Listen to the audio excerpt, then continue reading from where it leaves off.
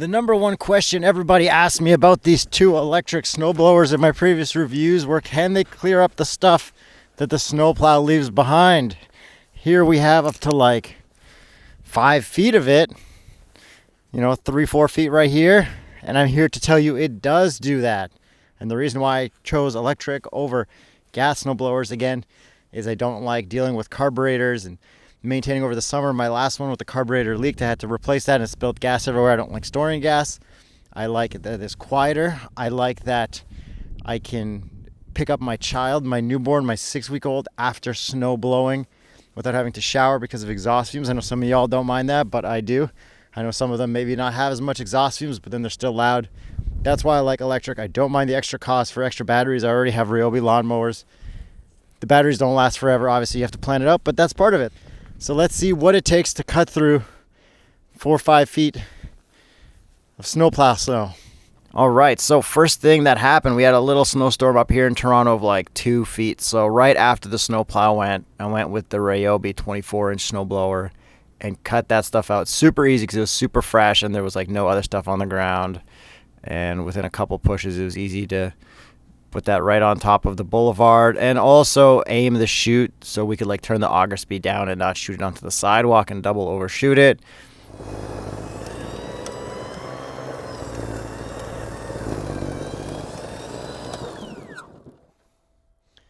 Hey, that's not bad. And then we use the Ego snowblower, the 28-inch. I had the 24-inch, but I gave that to my stepdad. This one's awesome because it's got the electronically controllable chute, which makes it super easy to steer things. And that we cleared off the other thing for the other parking spot where I like to park my extra cars because I also do a car review channel, the straight pipes.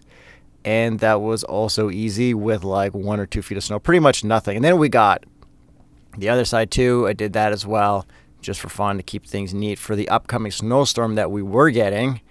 And if you look at this next clip, here we had a little bit more pushed on from the snowplow. I was easily able to go out and take care of that without any trouble. And you can see if you look left and right, everything is perfectly neat and ready for cars to park on the street and in case there's another snowstorm to get ahead of it. So then we got like 2 more feet. All right, here I've got the 28-inch Ego. Had to go back and forth a couple times. You can't just like take the whole thing on like a full-on tractor or snowplow attached to a truck. You kind of got to take half of it or like a quarter of the sliver of like the whole like left and right. And with that, we were able to nicely put it on top.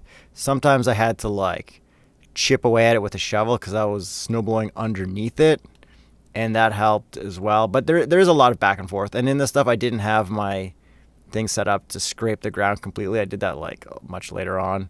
So maybe if you had that, you could scrape to the ground and then more easily get grip, because sometimes you can see me kind of giving it a shove. But I feel like with the 28-inch, you got to be like not taking on more than it can chew, right? Because it's not like the heaviest thing ever. Can't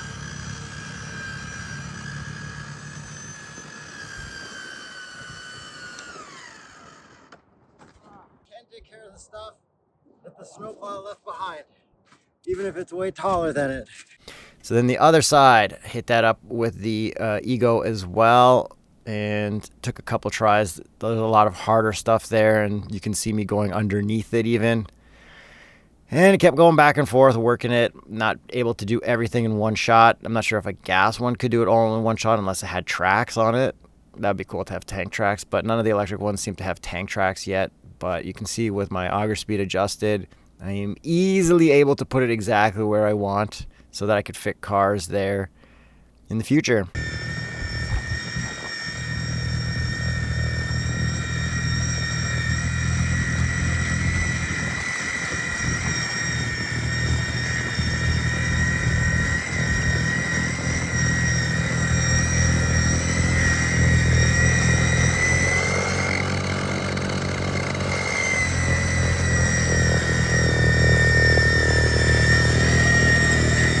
Then we got a whole bunch more snow. Another 2 feet, 3 feet or something like that. So now we've got snow that's stacked up as tall as I am so that we have a nice, neat parking spot. And here we got a lot of nice slow-mo. Me and my Ryobi snowblower, the 24-inch that takes my 40-volt batteries from my lawnmower. And you can see, you got to go back and forth a whole bunch of times, right? It's not easy peasy like a snowplow with like a truck.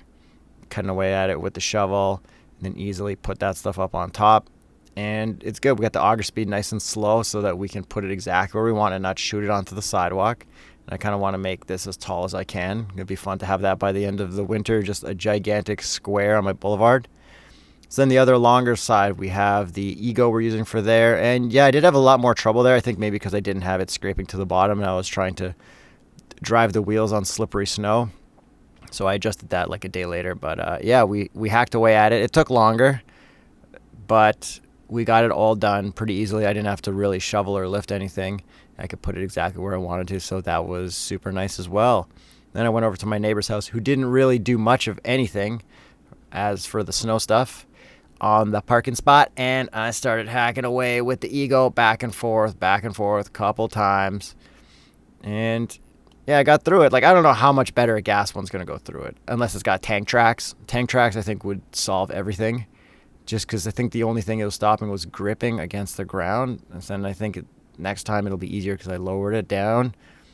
But yeah, here's a shot of it lower down, and I'm pretty much scalping right to the bottom of the driveway. And that is nice because then I guess it melts once the sun clears up. But yeah, it worked really well. I did have batteries swapping and changing, like switching it up between snowblowers just for fun so I could get footage of both of them. Shout out Ryobi and Ego for sending those over to test out. I did have my neighbors using it too. I post a lot of this stuff on Instagram daily, so if you actually want to see the live snow blowing every single day, follow me at Irritation.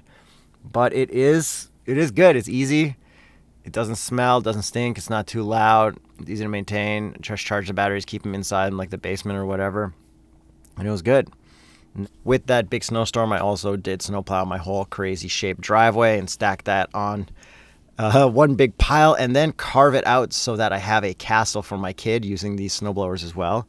Then I also carved out the edge against my driveway so that I can open and close doors and get out too. And it was really good for that. You know, a lot of going back and forth because you're like pushing it on grass and stuff. But it worked really, really well. And it did not tear up my grass, which was also good. All right, so now we're going to end it off by doing some live snow blowing on the sidewalk stuff that's been sitting there for like 3 days that the snowblower didn't get by. So the old people in my neighborhood and the babies in strollers can get around. Thanks for watching. Thanks for subscribing. Let me know in the comments, can electric keep up with gas? Can electric take care of stuff that the snowblower left behind? Did I prove myself right, or am I still wrong for some reason? Let me know below. Thanks, guys.